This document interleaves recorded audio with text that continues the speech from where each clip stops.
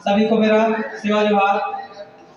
आप जैसे आज देख पा रहे होंगे, यह कार्यक्रम हम पिछले कई महीने से इसके लिए तैयारी कर रहे थे। यह कार्यक्रम उस हिसाब से तो नहीं हो पाया जैसा हम लोग चाह रहे थे, लेकिन फिर भी यह एक शुरुआत है। हमारे समाज के प्रतिभावान बच्चे जिन्होंने उत्कृष्ट प्रदर्शन किया, उनको हम सम्मानित करना चाहते हैं। ऐसा नहीं है कि जो बच्चे कम नंबर लाए हैं वो अच्छे नहीं हैं, वो भी बहुत अच्छे हैं, बहुत अच्छे करेंगे अपने आगे भविष्य में।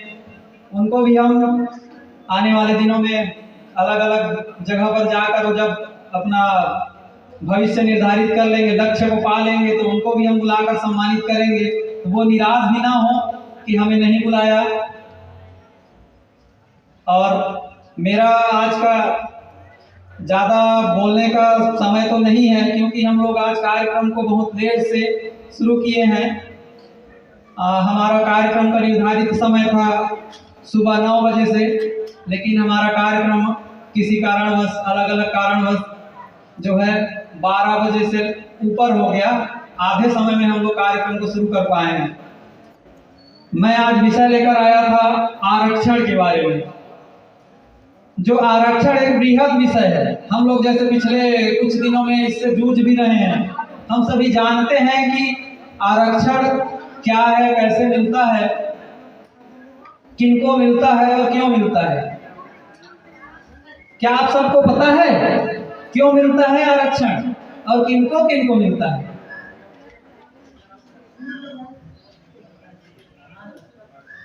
लगभग सभी को पता है, क्योंकि हम जब जन्म लेते हैं उसी समय से हमें उस आरक्षण का लाभ लेना प्रारंभ हो जाता है। आरक्षण को मैं एक शॉर्ट में समझा देता हूँ थोड़ा थोड़ा। आरक्षण कहने से यह है कि जैसे हम लोग यहाँ से कटघोरा से बिलासपुर जाएंगे, तो हम ऐसी बस में जाएंगे तो हम अपने लिए एक सीट आरक्षित कर लेंगे, मतलब बुकिंग करेंगे पैसा देकर।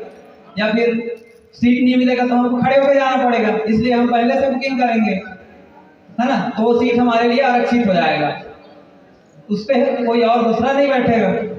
ये हो गया एक आरक्षण। और आरक्षण क्यों मिला? आरक्षण जो है हमें संविधान की जो है निर्माण हुआ उस समय हमारी जो स्थिति थी बाकी जो समाज से क्या है कि पीछे थे। मतलब जो सामान्य माहौल में जी रहे थे, सामान्य वर्ग लोग जो जिस तरह से अपना हाव भाव रखते थे, जीवन शैली रखते थे, उस जीवन शैली में हम लोग अपना जो है जीवन नहीं जी रहे थे। हमारा जीवन निर्वाह करने का जो एक मिनिमम या मैक्सिमम जो सीमा होना चाहिए उसमें हम नहीं पहुंच पाए थे। इसलिए जब संविधान का निर्माण हुआ आज़ादी के बाद, तो हमारे लिए, हम आदिवासियों के लिए कुछ प्रावधान किए गए। यह संविधान के अनुच्छेद 15 और 16 में वर्णित है।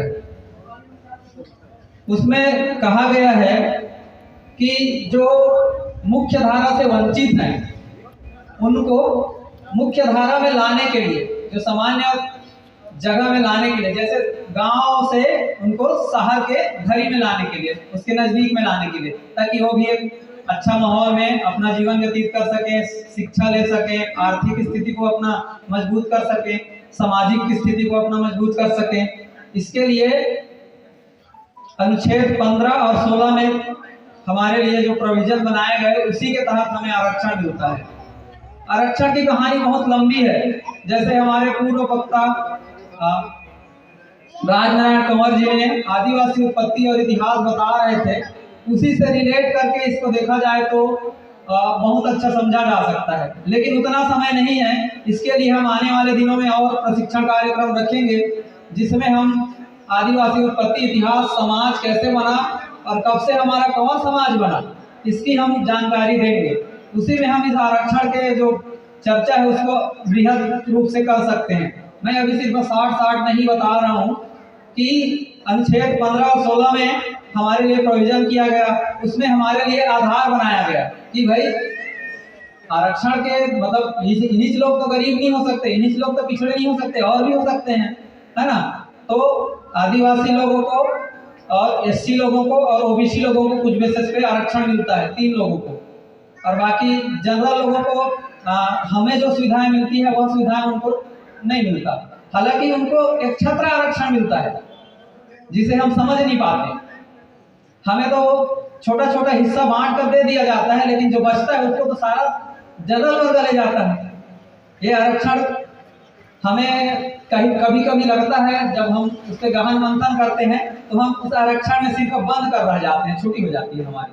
लेकिन वह आरक्षण ना रहे तो वो जनरल वर्ग वाले हैं उन्हीं लोग सारे जगह में कब्जा कर लेंगे। ये भी एक सत्य है, क्योंकि हम उस स्तर का पढ़ाई नहीं कर पाते, उस स्तर का हमारा सोच नहीं रहता, उस स्तर तक हमारी मानसिकता भी विकसित नहीं हुई है कि हम उनके जैसा अपने विचार को रख सकें, अपने बच्चों को उस तरह से पढ़ा लिखा सकें, उस तरह से हम उनको उनकी मानसिकता बदल सकें। ऐसा हमने अभी तक उतना हम कैपेबल नहीं हुए हैं, उतना हम तैयार नहीं हैं। इसलिए हमें आरक्षण जरूरी भी है ना। आरक्षण के हमारे लिए 3 लोगों को मिलता है, एसटी एससी ओबीसी को। तो इसमें अलग अलग आधार है सबके लिए आरक्षण का, ठीक है। तो मैं पहले बता रहा हूँ आदिवासियों का आरक्षण कैसे मिलता है, उसका आधार क्या है। उसमें संविधान के अनुसार हमें आरक्षण के 5 आधार मिले हैं अभी तक।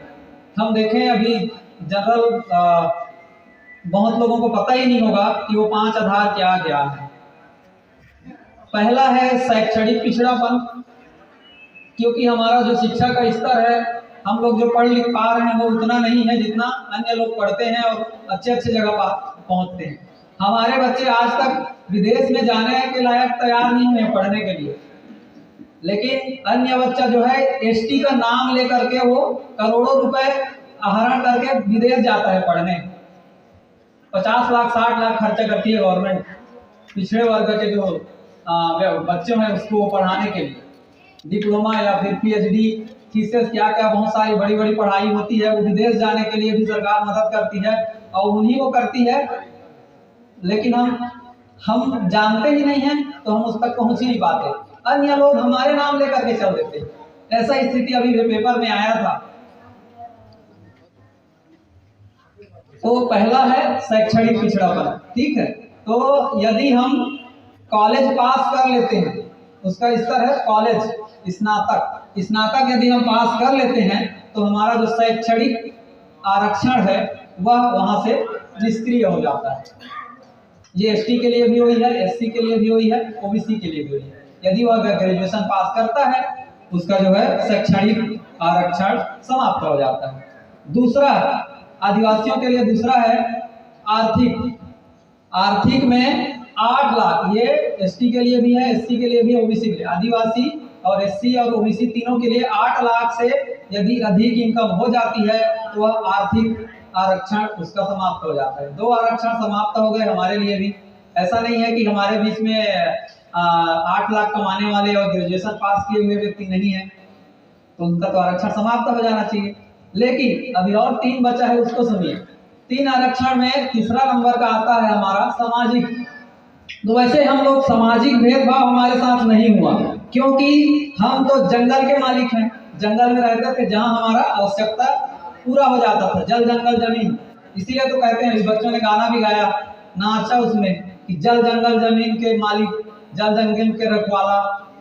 यही है, आदिवासियों का सामाजिक शोषण नहीं हुआ, क्योंकि वो निवास करते थे शहर से दूर अपने भौगोलिक परिक्षेत्र में, तो उनका सामाजिक शोषण कम ही हुआ है। लेकिन वर्तमान में देखने को मिलता है, अलग अलग आज विकसित समाज है और विकसित समाज में देखने को मिलता है अभी कि हमारा सामाजिक शोषण कहीं कहीं होता है। हमारा छत्तीसगढ़ हमारा बहुल्य क्षेत्र है, हमारे यहाँ आदिवासी लोग सबसे ज्यादा हैं, 80-90% तो आदिवासी हैं। इसलिए यहाँ पे पता ही नहीं चलता हमें सोशल हमारे साथ जो है भेदभाव हो रहा है करके।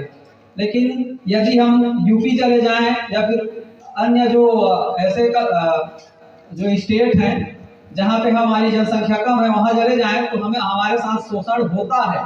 ये न्यूज़पेपर या अन्य मीडिया के साधनों से हमें जानकारी होती रहती है। देखने से पता चलता है कि ये कितना क्रूर टाइप का शोषण होता है सामाजिक में। तो ये हमारे साथ नहीं हुआ था, लेकिन वो हमारे बाद में शामिल किया गया उसे कि ये भी है करके।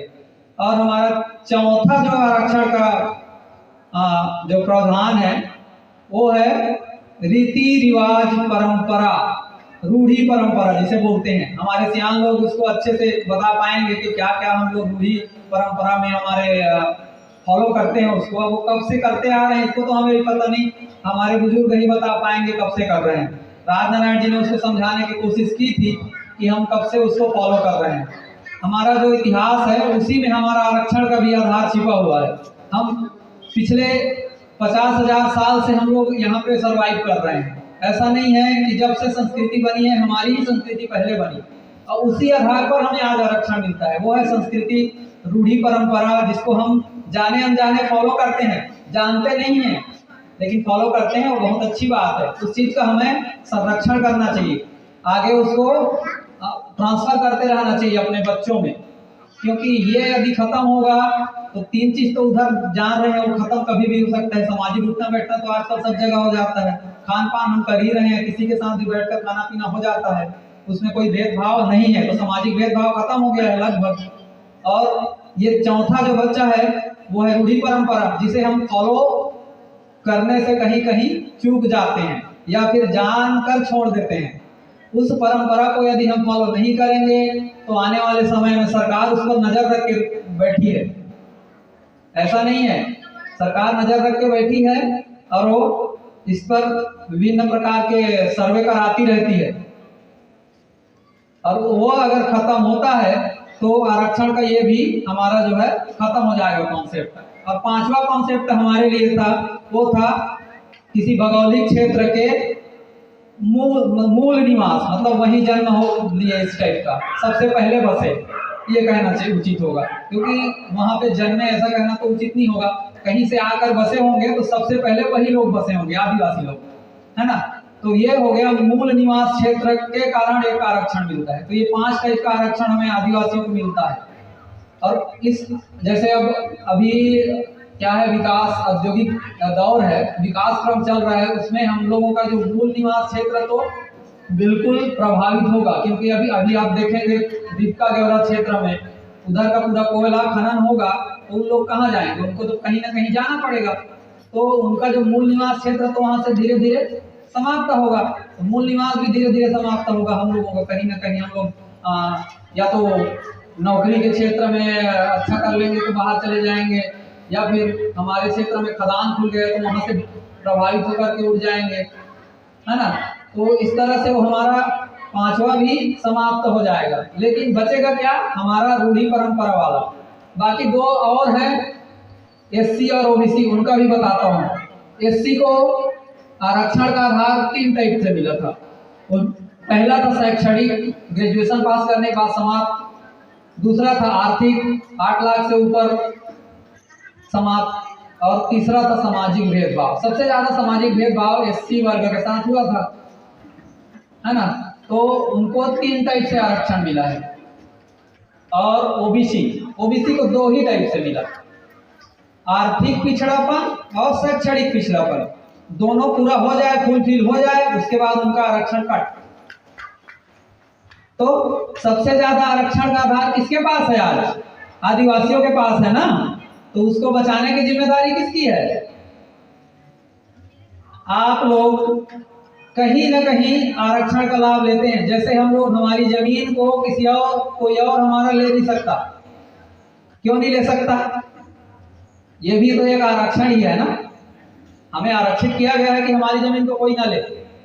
हम बेचना चाहें तो उसके लिए अलग से स्पेशल कुछ प्रोविजन है, कानूनी दांव पेच है, उसके तहत उसको खरीदा जा सकता है, ऐसे नहीं ले सकते।